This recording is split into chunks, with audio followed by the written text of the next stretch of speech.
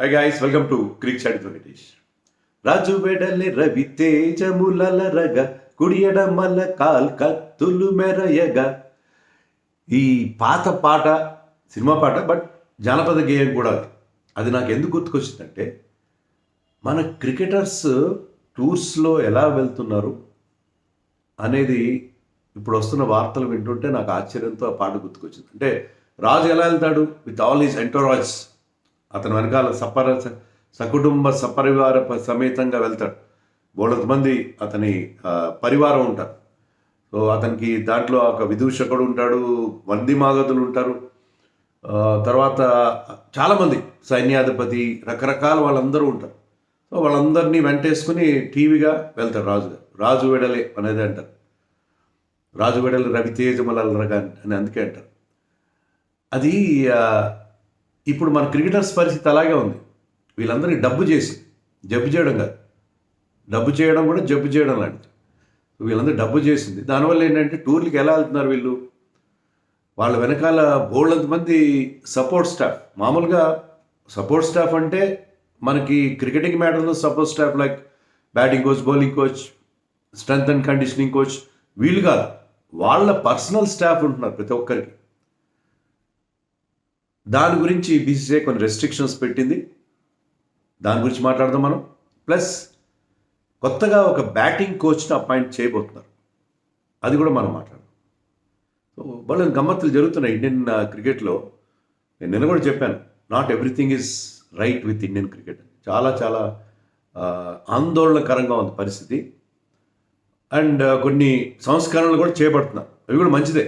సంస్కరణలు చేపట్టాలి, ఖచ్చితంగా చేపట్టాలి. ముందుగా కోచ్ గురించి మాట్లాడదాం. బ్యాటింగ్ కోచ్ ఇప్పుడు అవసరమా మనకి? I don't know, I don't know. ఎందుకంటే మీకు అక్కడ మామూలు కంటే ఒక కోచ్ ఎక్స్ట్రానే ఉన్నాడు. గౌతమ్ గంభీర్ రాకముందు మనకి ఎవరు ఉండేవారు అంటే స్ట్రెంత్ అండ్ కండిషనింగ్ అని వదిలేడు. మామూలుగా ప్యూర్లీ క్రికెటింగ్ మ్యాటర్స్ సంబంధించిన వాళ్ళు ఎవరు ఉండేవారు? Head coach, batting coach, bowling coach, fielding coach, అంతే. ఎంతమంది అయ్యారు? 4. ఈ నలుగురే ఉండేవారు. నలుగురే క్రికెటింగ్ మ్యాటర్స్ సంబంధించి, ప్యూర్ క్రికెటింగ్ మ్యాటర్స్ సంబంధించి 4 కోచ్లు ఉండేవారు. కానీ గంభీర్ వచ్చిన తర్వాత ఏంటంటే, గంభీర్ నా స్టాఫ్ కావాలన్నాడు, నాకు అనుకూలం. ఎవరిని అలాగే చేస్తారు. ఇప్పుడు మినిస్టర్ వచ్చాడు అనుకోండి, మినిస్టర్ తన పిఎస్ని అందరినీ తనకు అనుకూలంగా పెట్టుకుంటాడు, కరెక్టే. గతంలో మిగతా వాళ్ళు కూడా చేసిన పనే అది. కానీ ఇతను స్పెసిఫిక్గా తనతో పాటు గతంలో వర్క్ చేసిన వాళ్ళని తెచ్చుకున్నాడు. అవన్నీ మోర్నే మార్కల్ తెచ్చుకున్నాడు, who worked with him in LSG. And Abhishek Nayar and Ryan and Doeschate, వీళ్ళిద్దరూ కేకేఆర్లో అతనితో పాటు పనిచేశారు. వాళ్ళందరినీ ఏరి కోరి హ్యాండ్ పిక్ చేసి తెచ్చుకున్నాడు. అయితే మన టీం కోచ్గా, ఫీల్డింగ్ కోచ్గా ఉన్న Dilip has done a wonderful job. Players all love him. టీంతో అంత బాగుంటాడు, మంచి పాజిటివ్గా ఉంటాడు, అందరితో చాలా సరదాగా లైవ్లీగా ఉంటాడు. కోచింగ్, ఫీల్డింగ్ విషయంలో కూడా అతను చాలా హెల్ప్ఫుల్గా ఉంటాడు. So team wanted him. So actually ten Doeschate also as a fielding coach. అయినా సరే ఫీల్డింగ్ కోచ్ని కంటిన్యూ చేసి మోర్నే మార్కల్ని బౌలింగ్ కోచ్గా అపాయింట్ చేశారు మానవ్. బట్ మిగతా ఇద్దరిని వాళ్ళకి స్పెసిఫిక్ రోల్ లేదు. Assistant coach Abhishek Nayar is an assistant coach, ten Doeschate is an assistant coach and head coach, ఇలా పెట్టారు. అదేంటో అర్థం కాలేదు. ఒక ఎక్స్ట్రా కోచ్ ఆల్రెడీ ఉన్నాడు, మరి ఇప్పుడు వీళ్ళతో పాటు ఇంకొక కోచ్ యాడ్ అవుతున్నాడు. మరి వీళ్ళు ఎవరినైనా వెనక్కి పంపిస్తారేమో. యాక్చువల్లీ ఈ నియామకం కూడా అఫీషియల్ కాదు ఇంతవరకు. మనకి ఏముందంటే లీక్సే కదా, ఇప్పుడు అన్ని లీక్సే వస్తాయి. మెయిన్గా Indian Express has become the mouth పీస్. దేవేంద్ర పాండేకి ఎవరు ఇచ్చినారనే మనకు తెలియదు, మాకు దేవేంద్ర పాండే చెప్తున్నాడు, రాస్తున్నాడు ఇండియన్ ఎక్స్ప్రెస్లో. ఏంటంటే సితాంశు కోటక్ అని ఒక మాజీ సౌరాష్ట్ర ప్లేయర్ని బ్యాటింగ్ కోచ్గా అపాయింట్ చేయబోతున్నారు. అది చెప్తే సత్యం అవుతుంది. ఒకప్పుడు వేణుస్వామి లాగా అది ఏం చెప్పినా సత్యం అయిపోతుంది. సో అదే కాబోతుంది. దెర్ ఇస్ నో అంటే ఎలాంటి మనకి అనుమానం అవసరం లేదు. సితాంశు కోటిక్ అఫీషియల్గా అనౌన్స్ చేస్తారు, చేయకముందు మనకి లీక్ వస్తుంది. ఇదేంటో ఈ లీక్స్ నాకు అర్థం కావట్లేదు. బీసీసీఐ కూడా కొన్ని రూల్స్ పెట్టాలి. ప్లేయర్స్కి ఎలాగైతే డిసిప్లిన్ చేయడానికి రూల్స్ పెట్టారో, లీక్స్ అనేవి రాకూడదు, లీక్స్ అనేవి బంద్ చేయండి అని పెట్టారు. ఆ లీక్స్ వస్తూనే ఉన్నాయి. ఆ లీక్ ప్రకారం ఏంటంటే Hitanshu Kotak becomes the batting coach.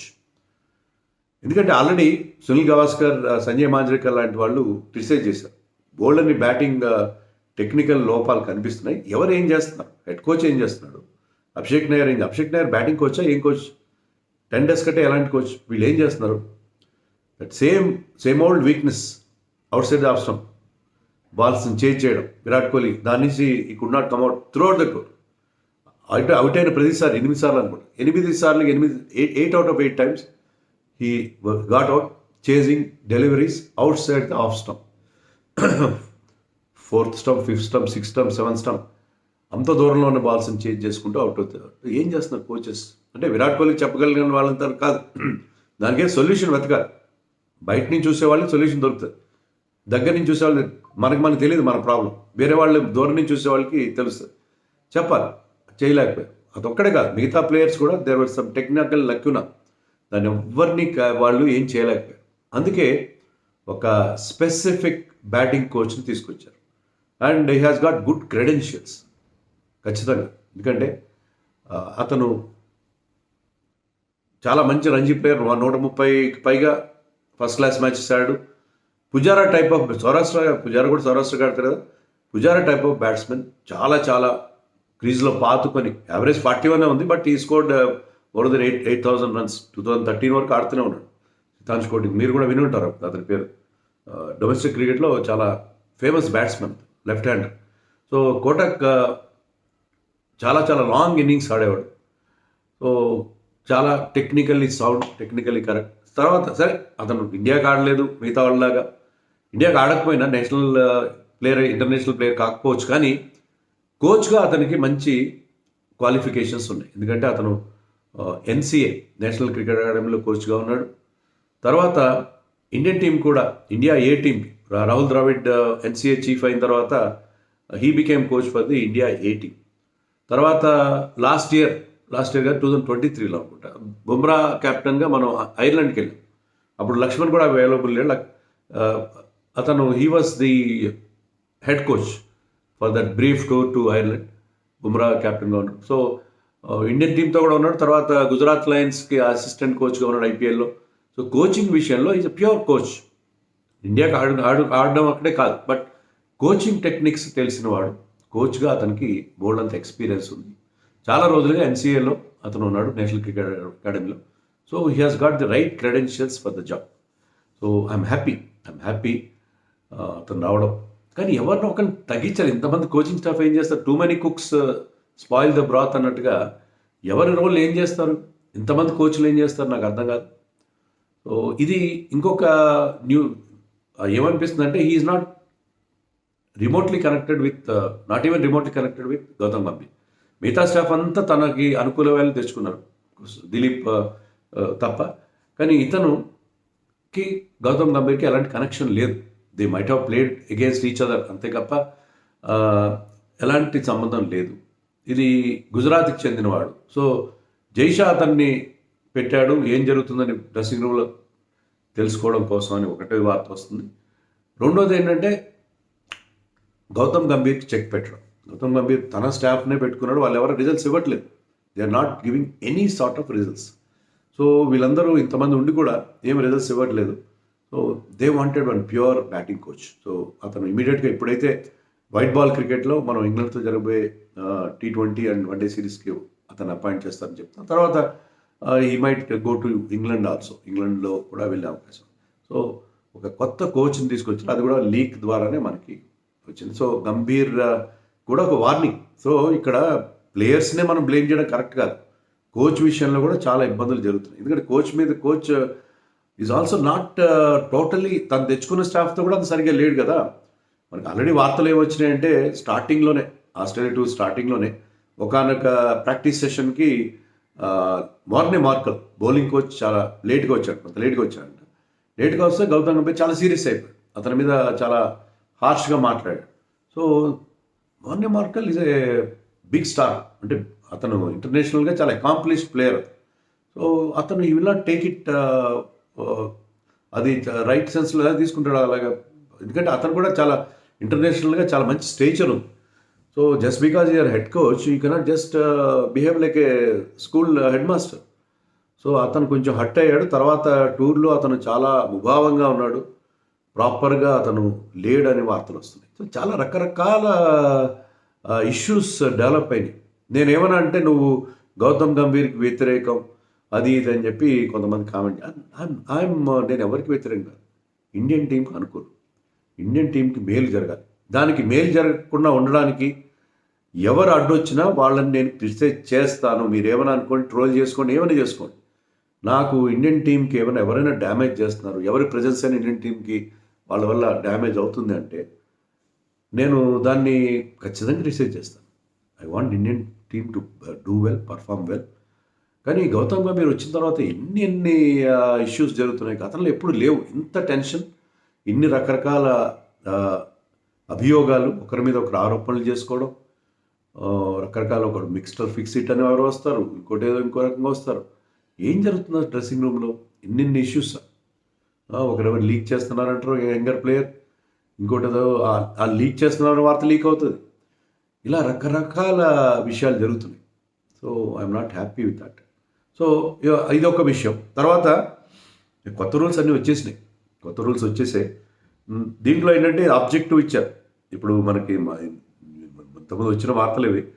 Objective ఏంటంటే to establish guide lines that promote discipline, unity and A positive team environment while ensuring professional standards and operational efficiency during tours and series.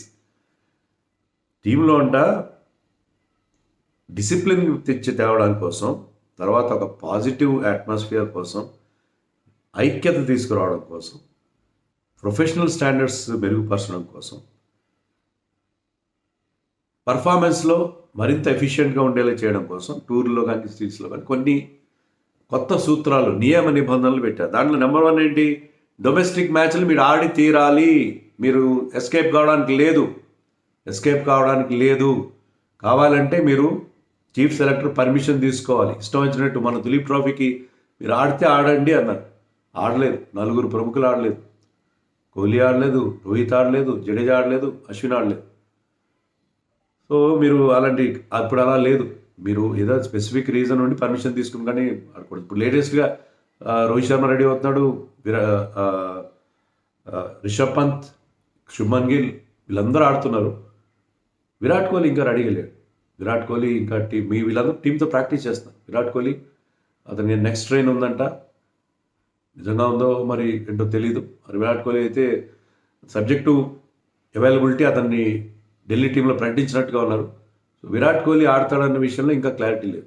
Virat Kohli మరి ఆ next ట్రైన్తో ఉన్నా కూడా ఆడొచ్చు కదా, ఏముంది, బ్యాటింగ్ చేయొచ్చు.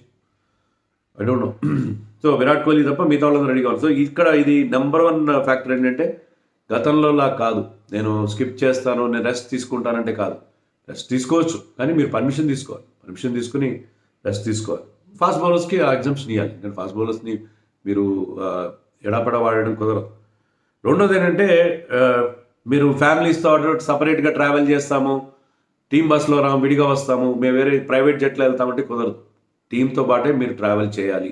ఈ విఐపి కల్చర్, సూపర్ స్టార్ కల్చర్కి బ్రేక్ వేస్తున్నారు, చాలా అవసరం. సో అది లేదు అంటే ఏదైనా అది జనరల్గా డిస్కరేజ్ చేస్తారు.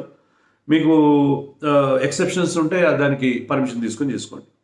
Head coach, chairman of selection committee permission తీసుకోవాలి. థర్డ్ ఎక్సెస్ బ్యాగేజ్, చాలా ఎక్సెస్ బ్యాగేజ్ తీసుకోవాలి. అంటే వాళ్ళు టీం పేరులాగా అందరికీ తీసుకెళ్తున్నారు కదా, అలా కుదరదు. మీరు ఎక్సెస్ బ్యాగేజ్ తీసుకెళ్ళడానికి వీల్లేదు. దానికి లిమిట్ పెట్టారు. అది ఎంత లిమిట్ అనేది మనకు అవసరం. 150 kgs, 80 kgs అలా ఉన్నాయి. తర్వాత restriction on individual staff and on tours and series. ఇది నేను ఇందాక చెప్పాను. రాజు వెడల రవి తేజములరగా అంటరాజ్ బోళ్ళంత స్టాఫ్ని తీసుకెళ్తున్నారు. దాంట్లో ఎవరు ఉన్నారు, షెఫ్ వంటవాడు ఉంటాడు, తర్వాత hair dresser, makeup man, personal security man, ఇంకా రకరకాల సోషల్ మీడియా వాళ్ళు. అంటే ఒక బోళ్ళంత మంది పరివారం మీకు. ఏంటిది నాకు అర్థం కాదు. టెన్నిస్లో ఉంటారు, వాళ్ళకి ఏంటంటే ఇండివిజువల్ గేమ్ అది. ఇంతమంది మీకు అవసరమా?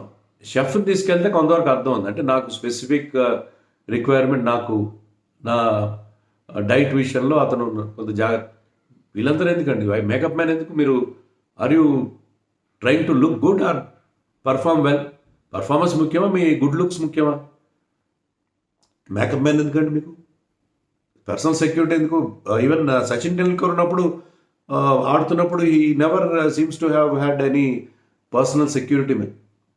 సచిన్ కంటే మీరు గ్రేట్ ప్లేయర్సా మీరు? అంతకంటే పెద్ద సెలబ్రిటీసా మీరు? This is too much, this becoming too much. Social media వాళ్ళు రావడం ఏంటి, పిఆర్ ఏజెన్సీస్ గొడవ ఏంటి? ప్రతి ఒక్కరూ పిఆర్ ఏజెన్సీ పెట్టుకుని సరే మిమ్మల్ని ప్రమోట్ చేసుకున్నారు, బాగానే ఉంది. అవతల వాళ్ళని మీద బురద జల్లడం రకరకాలుగా జరుగుతున్నాయి ఇండియన్ క్రికెట్. ఇవన్నిటికీ బ్రేక్స్ వేయాలి, ఖచ్చితంగా వేయాలి, బ్రేక్స్ ఖచ్చితంగా వేయాలి. సో అదొక రూల్, ఇది చాలా ఇంపార్టెంట్ రూల్. తర్వాత sending backs separately to centre backs అది అవసరం లేదు మనకి. Leaving practice sessions early. Practice సెషన్లో నేను వచ్చినప్పుడు వస్తాను అలా కాదు. మీరు దానికి కూడా రూల్స్ ఉంటాయి. దాని ప్రకారం మీరు షెడ్యూల్ టైం ప్రకారం ప్రాక్టీస్ సెషన్ అటెండ్ కావాలి. ఆప్షనల్ అంటే అది వేరే విషయం. ఆ విషయంలో కూడా మీకు స్పెషల్గా ఏముండదు. Personal shoots during series players are not permitted engage in personal shoots. Tour మధ్యలో మీరు పర్సనల్గా కొన్ని ఎండార్స్మెంట్లు చేసుకుంటాను, షూటింగ్లు చేసుకుంటాను కుదరదు, ఏ మాత్రం కుదరదు. సో ఇలాంటి డిస్ట్రాక్షన్స్ని కట్ చేశారు, సీరియస్ కట్ చేశారు. ఫ్యామిలీ ట్రావెల్ పాలసీ ఈ విషయంలో కొంచెం మనకు కూడా అభ్యంతరం ఉంది. రెస్ట్రిక్ట్ చేశారు. ఆల్రెడీ చెప్పాను 45 days లాంగర్ టూర్కి. సరే 45 days కంటే ఎక్కువ ఉండే చోట 2 వారాలు మాత్రం ఫ్యామిలీ ఉండాలి. 45 days కంటే తక్కువ ఉంటే 1 week. ఇది కొంచెం దీన్ని సడలిస్తే బాగుంటుంది. దీనికి కూడా ఎక్సెప్షన్స్ ఉంటాయి. ఎందుకంటే ఫ్యామిలీ ఉంటే వాళ్ళు కూడా హ్యాపీగా ఉంటారు. బట్ ఫ్యామిలీ ఉన్నంత ఏంటంటే వాళ్ళు మిగతా ప్లేయర్స్కి అవైలబుల్గా ఉండట్లేదు, వాళ్ళు ఒక సపరేట్గా ఉంటున్నారు అనేది అదొక ఇష్యూ వచ్చినట్టుగా ఉంది. తర్వాత బీసీసీ అఫీషియల్ షూట్స్కి వాళ్ళు అవైలబుల్గా ఉండాలి. ప్లేయర్స్ రిటర్నింగ్ ఫ్రమ్ టూర్ అయిపోయింది, నేను ముందే వెళ్ళిపోతా, లేదా తర్వాత వస్తా, ప్రైవేట్ జెట్లో వస్తా, కుదరదు. టీంతో పాటే ఉండాలి, టీంతో పాటే మీరు బయటకు రావాలి. సో ఇలాంటి మంచి రెస్ట్రిక్షన్స్ పెట్టారు ప్లేయర్స్కి. అవసరం, వెరీ మచ్ రిక్వైర్డ్ అని అనుకుంటాను నేను. సో ఇది ఇండియన్ క్రికెట్లో క్రికెట్ జరగకపోయినా బోల్డంతా ఆఫ్ ద ఫీల్డ్ చాలా యాక్టివిటీస్ జరుగుతున్నాయి. అవన్నీ గొప్పగా కూడా లేవు. I'm not happy, not at all happy. మరి మీరేమనుకుంటున్నారు? మీరు హ్యాపీగా ఉన్నారో ఏంటో చెప్పండి. ఎవరో అన్నారు మీరు చాలా హ్యాపీగా ఉన్నట్టున్నారు కదా ఈ రూల్స్ పెట్టడం. Yes, I'm happy. డిసిప్లిన్ కావాలి ప్లేయర్స్కి. Nobody is bigger than the game. Game కంటే అది విరాట్ కోహ్లీ కావచ్చు, రోహిత్ శర్మ కావచ్చు, రిషబ్ పంత్ కావచ్చు, వీళ్ళు ఎవరో తోపులు కాదు. Game is bigger than all these super stars అన్నీ అనుకుంటున్నాను. ఖచ్చితంగా I'm happy that some discipline is being brought in to Indian cricket. No doubt about it. ఏమంటారు?